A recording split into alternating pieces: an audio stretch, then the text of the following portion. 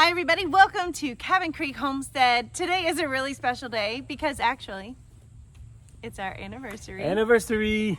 But in those 17 years, I have only taken this man horseback riding one time. So he's only ever been on a horse once. So today is the start of a 3-part series. I'm gonna give Scott 3 horseback riding lessons and you guys are going to be here for all of them. And the very first lesson is on basic horsemanship. That's gonna be grooming, getting comfortable and learning how to communicate on the ground.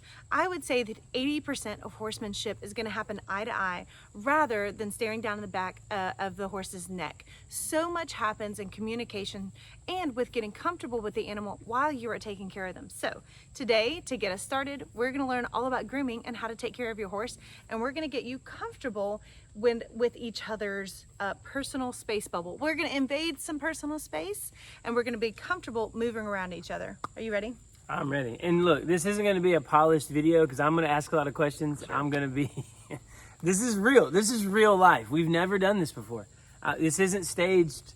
We didn't come out here and practice beforehand. Right. This is raw. I've been on a horse one time in my entire life, and I am getting up there in age. And so I'm going to ask you a lot of questions. Sure. I'm going to ask the questions that someone like me would want to know. For sure. Like, does it hurt when you hit the ground and that kind of stuff? A little bit. So, don't worry about it being polished. This is just going to be real. It's going to be a lesson, and hopefully this is exactly what you would see if you came out here and just watched this today. Right. So It'll be fun. Bear with us, and we're going to get started. So Scott, you get to sit still and just enjoy this Wait, which one am I riding? You're riding Briscoe. Briscoe or Twinkle? Briscoe is just a little bit healthier. Twinkle is on an age, and she wasn't exercised that much before we got her. Okay. All right. And Good deal. her hooves are not in the best condition right now, and so I feel more confident putting you on Briscoe. Let's I go. think he can handle The boys. Edit that part out. Now, a lot of students are used to catching their own horse. That's not something I ask my students to do on the first day, nor in the first month. Getting used to catching a horse can be really, really hard. Buddy? You want me to do that? So, in the very beginning, when I'm trying to help them gain their confidence and just get used to being in their horse's personal space, I'm going to catch them for them and I'm going to halter them for them. We have a lot of time. There's no rush to learn these things. And I usually have really little students, but even though my student today is not little, he's just not comfortable in a horse's big personal space, and so we're not going to put that pressure on him. Now I am going to show Scott how to tie a safety knot. That's really important for horses who are easily spooked.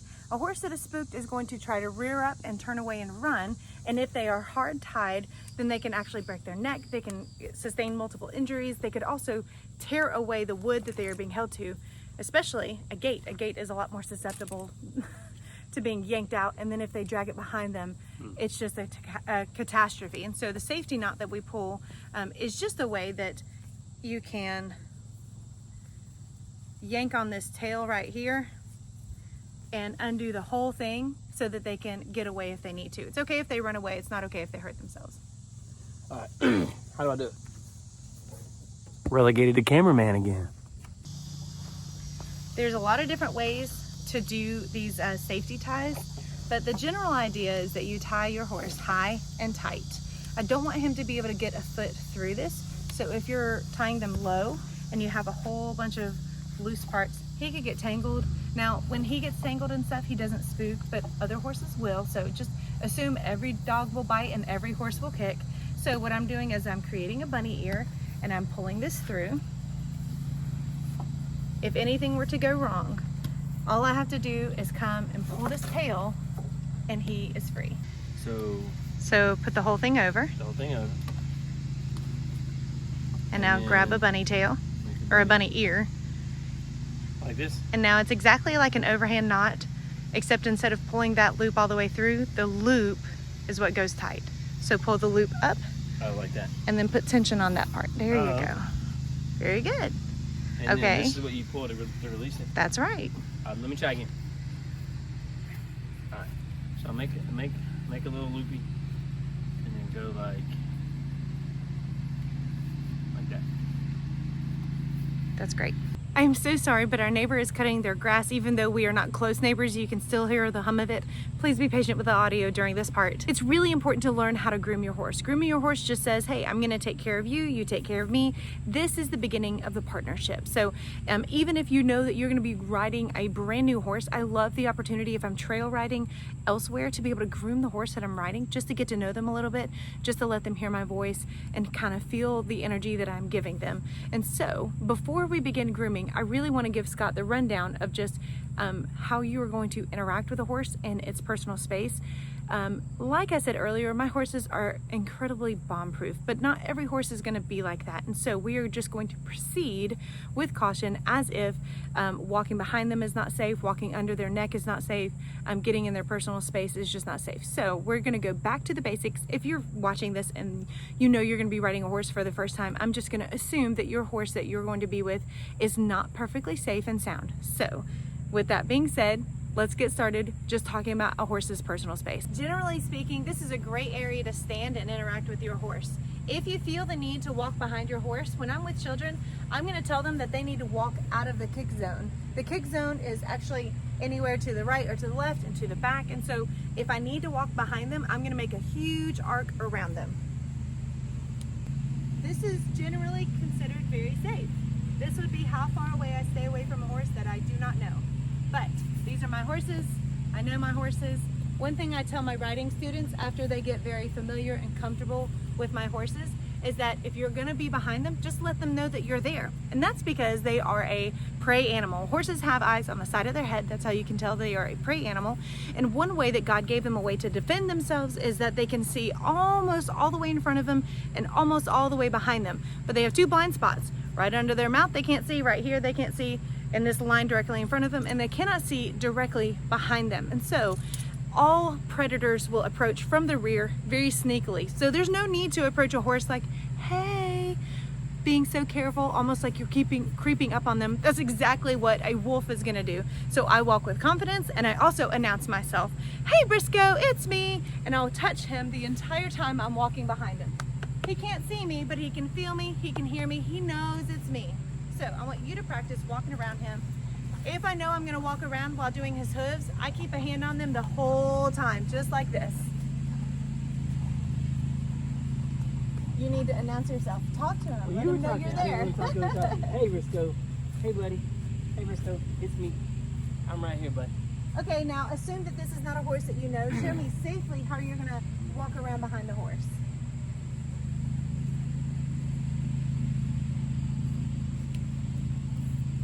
But I still need to talk? I would okay. Keep announcing yourself. Hey, it's me. Hi, it's me. I'm here, buddy. Hello. All right, also when you're interacting with a horse, be aware of a couple places that it's probably not a good idea to hang out. Right above their head, when they are grazing, I see a lot of kids come and stand directly over them and pet their neck. But if a horse suddenly has to look up and look around, you're gonna be met with hundreds of pounds of force coming up and hitting you in the chin. So I try not to get in their space right here, although this makes a really cute picture. If you know that your horse is alert and is listening to things going around, you could really get hurt. The other thing that I teach all of my students is how to observe the horse's body language. They cannot speak, they can't communicate like we do with words, so they have a couple of things that we can look for to tell us how they're feeling and what kind of state they're in. So Scott, one of the things I want you to observe the whole time that we're in our lesson for this week is his ears. Right now he is paying attention to what is behind him. You're here and he's not very used to you, so he's really going to give you a lot of attention because he's trying to figure you out. This ear is switching back and forth because he knows that there is somebody mowing the lawn over there. So like he's listening to me right now? Yes. Hey buddy. So when the ears are forward or moving back and forth, that is just curiosity. They're just alert. Now when their head is very high and their nostrils are wide and their eyes are wide and they're looking around, they're in a high state of alert. So that's when I give them all the space that they need, because they could bolt, they could try to trample you, they could try to bite you. If a horse is scared, they have a lot of defense mechanisms that can really hurt us. Okay. The thing I watch out for the most is ears that are pinned all the way back. When they are back and they are touching the mane, which is the hair on his neck right there, that means that he is very, very angry irritable, that is your first warning. Your second warning most likely is going to be a quick little nip, and he's going to come to your side just like that. You almost can't see it coming until it's happened a couple of times, and you start to like, watch out for it. Twinkle here, when we first got her, was a nipper. She hated the saddle being put on, and I actually still have a scar on my arm from where she nipped me. Oh, and I hadn't been paying attention to her ears. Her ears had gone back, and she swiftly gave that bite to me. So, what about when the horse like stomps? I see him stomp all the time. Oh, that is such a good question. It's fly season, and so he is equipped with all kinds of way to keep the flies off of him. Yeah, I see him you can twitching. see the twitch that gets a fly off. The stomp helps to shake the flies off, and of course the tail that is twitching. You know, a cat tails it will twitch a lot right before they're pouncing on their prey, but horses, it's purely just for the flies. So almost every movement we're seeing right now is just trying to get the flies off of them. So they never like when they're mad they don't stomp. When they're mad, irritated, or so he has a funny little habit. When Briscoe is ready to go, like if it takes a long time to tack him up, we might see him do it today because we're spending so much time talking. He paws at the ground, and it reminds me of a bull, like in the cartoons right before the bullfight. And so he paws at the ground, which is a bad habit. You can get them out of that. But generally, when you're seeing their feet, if they are like twitchy, or I call them like fidget-footed, then that means I'm ready to go. I'm ready to either rear up, buck, or bolt. So it's hard for me to remember a very poorly mannered horse, although it's not manners, it's just communicating a need, because I have been so spoiled by these horses who just have the most excellent ground manners. Now let's talk about grooming. which one do I use? Can you hear Daddy? Sorry, probably not. Okay, ask that again. Okay, you got all these different brushes over here. Which one of these do I use? That's a really good question. So there's basically 3 brushes in the horse world, and there's like a huge variation of them because people are getting really creative in their marketing and in their designing. But you will start off with something that is designed to get the mud and very big flecks of dirt off of them. Briscoe has already been ridden today, so he got clean earlier. But imagine that he's rolled in a whole bunch of mud and it's dried to him, it's stuck to him. If you put a saddle on his back with all of that mud stuck to him, it's kind of like getting a pebble in your sock, and the friction of the constant rubbing of something hard against skin and hair is going to cause you to lose your hair. You're also going to grow a blister, and you'll get what's called saddle sores. So we are going to double check with what is called a curry comb. This can be used as a curry comb. I know this is a hairbrush, but I love it as a curry comb, especially with their winter woolly fur. And then this right here has really nice teeth on it. This is amazing as a curry comb. So we can use any of these. Then we're gonna move on to the hard bristle brush right here. You wanna start with this one? No, I want the big one. Give me a man's one. All right, Jojo, go over to Daddy's side. Okay. Thank you for letting me walk. With the curry comb, instead of brushing kind of like you're brushing it like you would brush your daughter's hair, we're gonna go in circles and we're gonna go against the hair. What we're trying to do is like unearth any type of dirt clods that might be in there. So we're pushing the hair in the opposite direction just to make sure that there's nothing stuck under there. This is especially important in winter riding when their long fur can harbor a lot of debris. Is there like, is he more sensitive in certain spots? Like I've seen you brush down here up under the belly. Is that not sensitive? You know, it can be, and every horse is really, really different. And that's why grooming is so important, because you can really get to know the horse that you're about to ride by grooming them. I once rode a horse who hated its belly being brushed. I had no idea. And I think I was like 8 at the time, and I went under with a curry comb, because this girth area, you're gonna find out what the girth is and where it goes, is probably the most important part to groom. So I went under there like a good little student that I was, and that horse pulled back so hard on its halter that it yanked the metal hook off the wall. The hook hit me in the eye, and my eye was bloody red for 2 weeks. It hit me so hard. So yes, some horses are sensitive.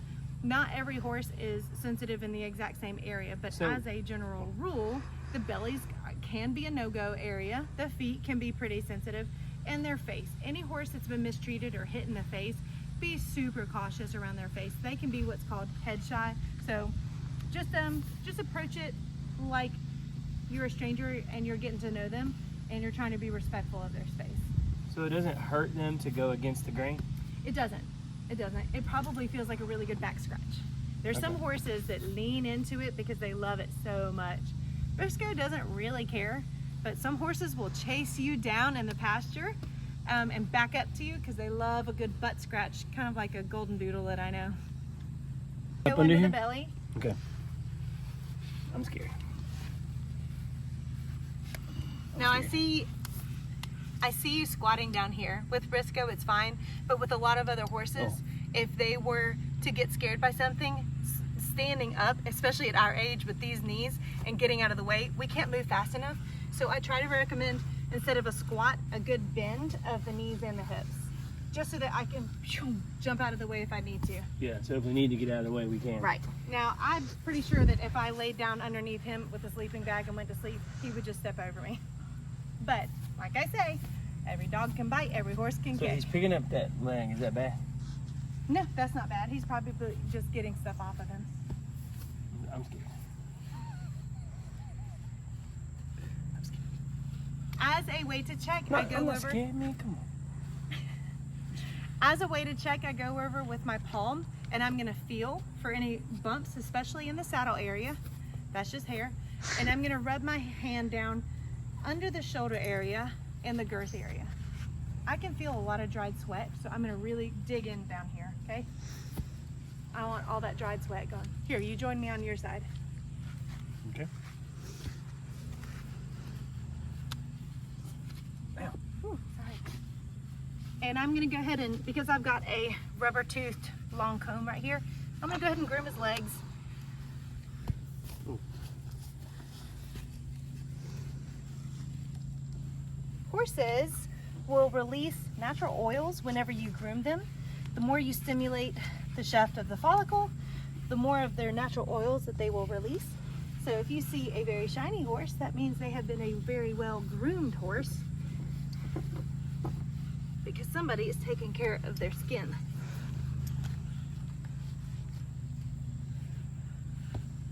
Now we have stimulated all those hair follicles. We've gotten all the dust and debris off, but we're left with a lot of hair. Yeah, I Even see this, a lot of... even this could cause some friction if you're going on a really long trail ride. So I'm gonna go through with this toothed comb right here, and I'm just gonna pull with the grain of the hair. Not too hard, and I don't use this over their hocks or their pasterns. That's the bones in the legs, because it's not really meant for bony parts of the horse. Now I have my hard bristle brush. You can keep doing that. These are basically gonna do the same thing. This can be used as a curry comb, but you can't really go against the grain of the hair with it that well. He's just swishing flies. No, he picked up his foot, his back foot. He's just kicking I've flies. seen those YouTube videos. Not these YouTube videos. I've seen them. Look how relaxed he is. Look at his body I wanna language do right this now. instead. Jojo, look This at is his better. feet. See how he's resting that one foot down like that? He's taking the weight off of that foot and he's just chilling. This is a relaxed horse. Look at his ears. He's relaxed. He's just listening. His head is low and he's just being observant. Just getting his little pedicure. I mean his little spa day. I bet this feels good on this back. This brush. Yeah. You know, I bet this one feels good.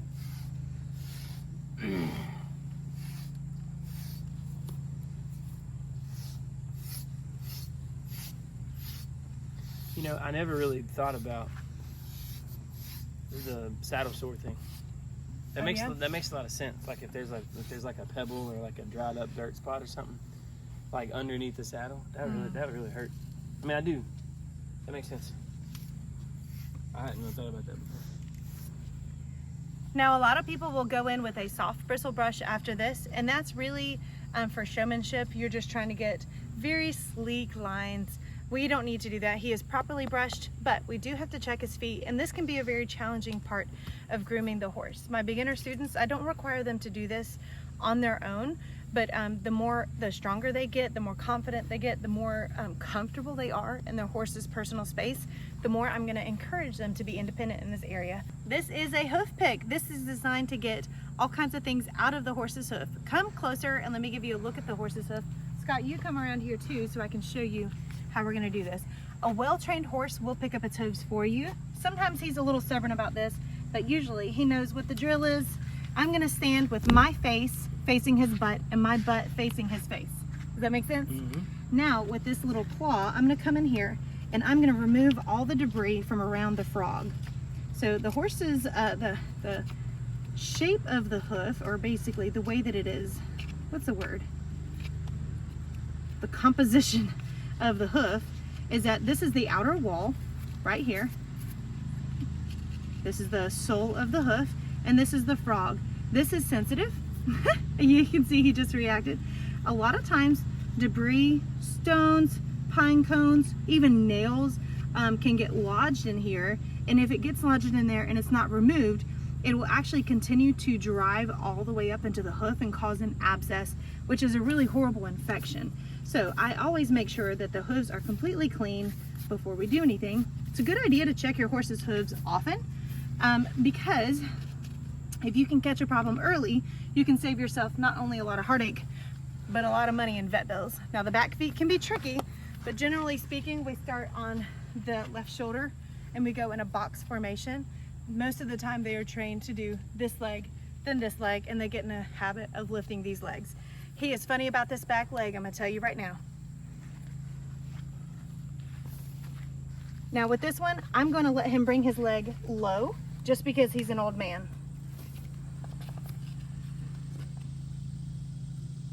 The way that I'm standing, I'm allowing myself the ability to move out of the way. Good boy. He's holding it up for me, sweetie. I'm allowing myself like the posture to get ready to jump out of the way. Sometimes they lose their balance. Sometimes they're just being funny duddies. I'm gonna do the third one, Scott, and then I want you to do the last one on your own. All right. Good boy. Now I don't let him stomp it down just because he's an old guy. So I try to use my strength to lower it. Where you going? All right, he should lift it for me. Good boy. Now I'm left-handed, so it's hard for me to use my right hand. So I have to kind of wing it. But always, always, always stand with your butt to their face. All right, looking good. All done? Good boy. All right. I'm gonna hold it for you. No, I'm gonna do it. Okay. Hey, he should lift it for you. I'm gonna do it. Come on, Briscoe. Hey, good buddy. Up, up. Good boy. Hey, you gotta be kind of strong with it, right? You do. I'm gonna go slow and methodical. I just don't want to make him be up for a long time. Oh, okay. But I see what you're saying. Hey, you're doing a really good job. Can I inspect something? This is just a part of the frog that is growing old. The farrier will actually use his knife to slip that away because he's just growing it out. It smells wonderful, by the way.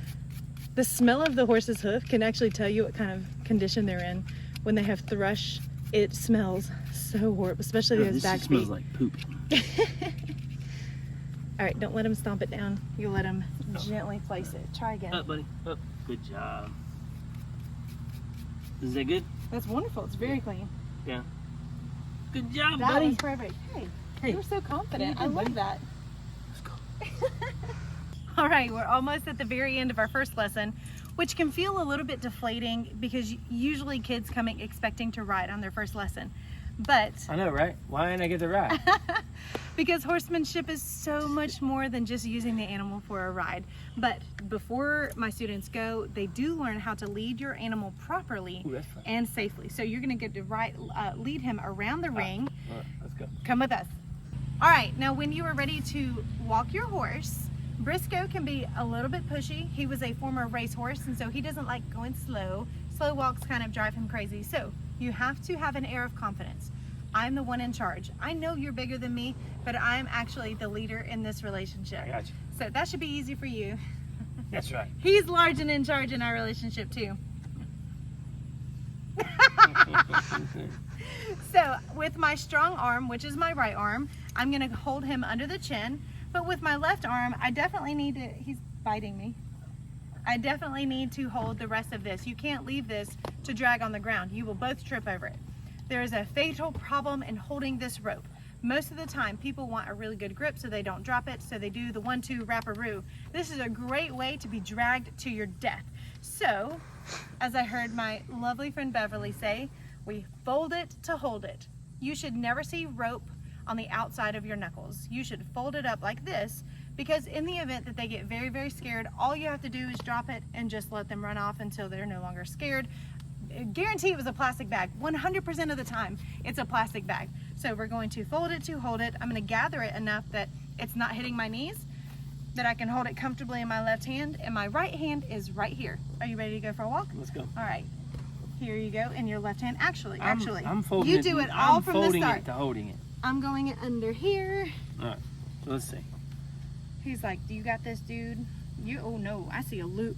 I see a death loop I right folded there. it to hold it. You're looping it to scoop it. Huh? There you go. I don't want to see any rope on the outside of your knuckles. All right, let's go for a walk. Let's go. Now, Briscoe has a really long stride because he's a Tennessee walking horse, and that can be kind of hard for new beginners to get used to. But once you get used to it, it is really, really fun to work with a gaited horse. Yes, I'm talking about you, boy.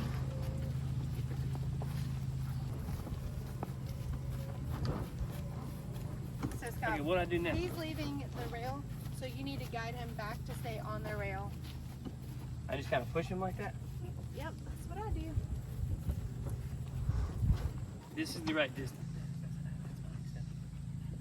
Trying your best is like doing that. Or shooting basketball. She can't make a shot. She's trying her best. Scott, we have this little figure 8 that's cut into the grass over here. I see. So I want you to walk him Okay. through this figure 8.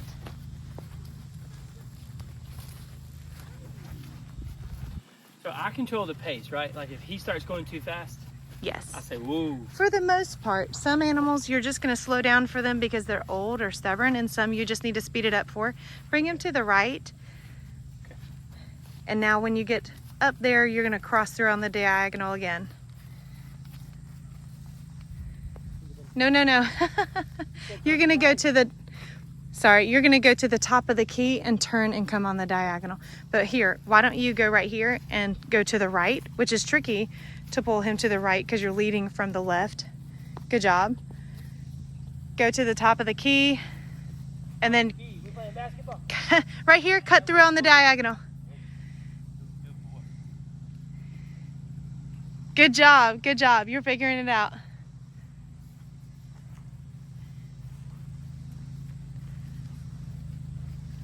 If anybody is wondering, I have let this stuff grow tall because this is milkweed and the monarchs will be here any day. And turn to your left and bring him back across on the figure 8. Come here, buddy.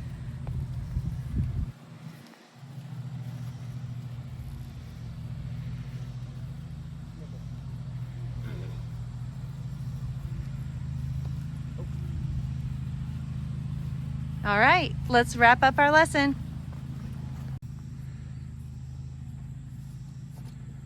Great job.